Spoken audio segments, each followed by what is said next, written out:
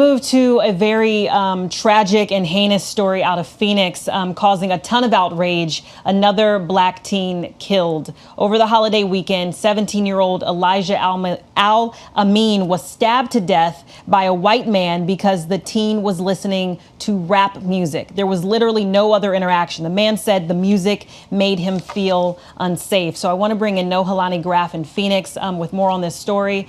Nohelani, I don't really have the words for what happened here. If you can just give us the latest. So, Kimberly, your heart absolutely has to break for Elijah Al-Amin's family. First of all, they held a vigil right away so that friends and family had a way to come together and attempt to start the grieving process. And now they're in the process of planning a funeral for this unthinkable act.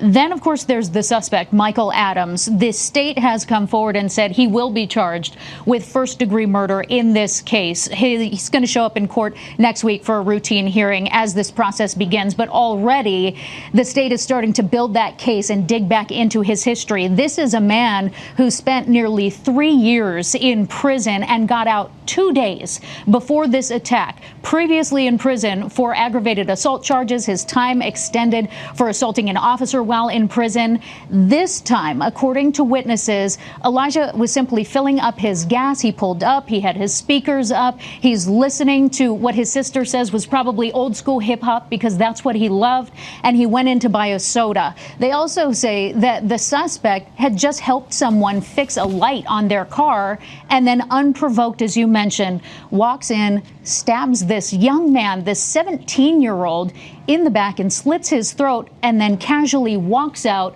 and walks down the street while Elijah is left to stumble outside for help, and a bystander is trying to render aid to keep him from bleeding out on the pavement. It's absolutely horrendous.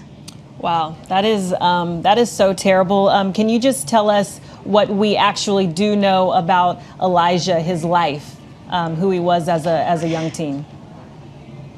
You know, as heartbreaking as this is and as devastated as his family is, they can't help but lighten up a little bit when they think about him. I mean, this is a young man who was a go-getter, just 17 years old, already working 2 part-time jobs so that he could buy that car that he was driving, and he had just paid to upgrade it even more.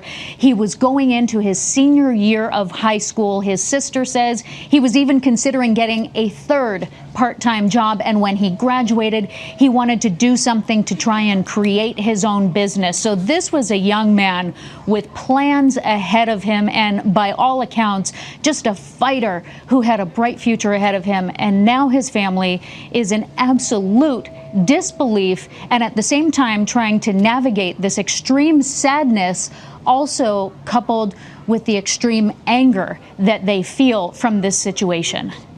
All right, Nohelani Graf at our ABC station in Phoenix, thanks so much for the updates on this story. We appreciate it.